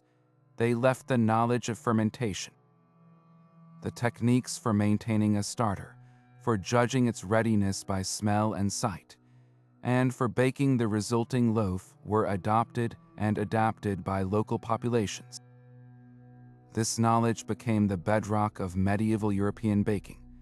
Every village, every monastery, every household that baked bread likely kept its own version of that Roman starter, a continuous biological thread stretching back to antiquity. The tangy, complex flavor of a modern artisan sourdough is a direct echo of the bread that fueled legionaries and senators alike, a taste of history that has never left us. The influence extends far beyond the invisible world of microbes and into the very shapes we recognize on our bakery shelves. Look at the iconic scoring on a classic boule or a round country loaf. Those slashes and patterns are not merely decorative. They are functional, precisely engineered to control the expansion of the dough in the oven's heat. This is a direct continuation of the principle behind the Roman Panis Quadratus. While we may not commonly score our loaves into 8 perfect triangles today, the practice of slashing the top of a loaf to create a controlled oven spring is a fundamental technique that Roman bakers perfected. Furthermore, the basic forms of many European breads, the large, round peasant loaf, the long, slender baguette, which evolved from simpler, longer Roman shapes, and even the braided challah or festive breads all find their antecedents in the Roman bakery. The Romans understood that shape affected baking time, crust formation, and portability, and they developed a repertoire of forms that were so effective they persisted for centuries, evolving slowly into the familiar varieties we know now. This transmission of knowledge was also cemented by the very infrastructure the Romans built. In regions they occupied, they established the large-scale, professional bakery as a central urban institution. This model of a dedicated commercial baking space, separate from the home kitchen, became the standard throughout medieval towns and cities. The guild system that protected and regulated Roman bakers was directly mirrored by the powerful bakers' guilds of the Middle Ages, which continued to guard the secrets of the trade, train apprentices, and ensure quality. Even the technology persisted. The massive, donkey-driven hourglass mill, though eventually replaced by water and wind power, set the standard for large-scale grain processing. The design of the domed, wood-fired brick oven was so efficient that it remained largely unchanged for hundreds of years, forming the heart of bakeries from Paris to Prague. The Romans didn't just invent a recipe, they invented an entire industry, a system of production and distribution that became the blueprint for feeding concentrated urban populations for generations to come. Perhaps the most delicious evidence of this enduring influence can be found on the tables of Italy itself, where ancient traditions never truly disappeared but simply evolved. The Roman placenta, that layered pastry of dough, cheese, and honey, is a clear and direct ancestor of the countless sweet and savory pies found across the Italian peninsula. You can taste its legacy in the rich, cheesy filling of a Neapolitan pastiera Easter cake, or in the layered structure of a North African-influenced cassata in Sicily, where the Romans first established vast grain estates. Even the simple, flatbreads baked by common people throughout the Roman era never vanished. They evolved into the vast family of Italian focaccia, sciacciata, and pizza. The fundamental idea, a simple dough of flour, water, and yeast, stretched flat and baked quickly in a hot oven, is a culinary concept that has remained utterly unchanged for 2,000 years. When you bite into a piece of crispy, olive oil-drenched focaccia, you are experiencing a direct and tangible link to the daily diet of a Roman citizen, a testament to the fact that the most enduring legacies are not always the grandest monuments, but often the simplest, most satisfying pleasures of daily life. So as we close this journey into the fiery heart of the Roman bakery, it's almost overwhelming to consider the sheer scale and diversity of what was produced in those workshops each day. From the most fundamental, coarse loaf that kept a legionary marching to the most decadent, honey-glazed pastries served at a senator's banquet, the baker's craft covered the entire spectrum of human need and desire. Their daily output was a perfect, edible mirror of Roman society itself, a complex hierarchy of taste, status, and nutrition, all emerging from the same dusty, flour-filled rooms. This wasn't just about sustenance, it was about civilization. The Roman baker was the quiet, unsung engine of an empire, transforming raw imperial power, the grain shipped from Egypt. The state-controlled logistics of the Annona into the tangible reality of a warm daily meal. Every loaf was a tiny, edible piece of a vast political and economic machine, a symbol of order and stability that was quite literally consumed to fuel the world's first superpower. Without their relentless, pre-dawn toil, the forums would have fallen silent, the legions would have faltered, and the intricate rhythm of daily life would have simply ground to a halt. But their legacy extends far beyond the boundaries of the ancient world, reaching right into our own kitchens today. The next time you break apart a rustic, crusty loaf of sourdough and inhale its tangy aroma, you are experiencing a direct link to those Roman bakers and their cherished living starters. When you see the deliberate slash across the top of a baguette, remember the practical genius behind the Panis Quadratus and its perfectly scored segments. And when you enjoy a flaky, savory pastry, think of the Roman laborer hurrying through the forum with a hot, meat-filled pie clutched in his hand, a convenience food born 2 millennia ago. So here's my challenge to you. The next time you walk past a modern bakery and that incredible, comforting smell of fresh bread washes over you, take a moment. Close your eyes. Let that aroma pull you back through time. Imagine the sound of grinding millstones and the crackle of a wood-fired oven. Picture the baker, his face smudged with ash and flour, skillfully sliding loaves onto a fiery brick floor with his long wooden peel. See the steady stream of customers, the wealthy man's servant, the tired mother, the hungry soldier, all drawn in by that same universal, irresistible scent. That smell is a time machine. It's a thread that connects us directly to the daily lives of people who lived 2,000 years ago. They knew the same simple, profound joy of tearing into a warm, freshly baked loaf. They understood that bread was more than just food. It was community, it was ritual, it was life itself.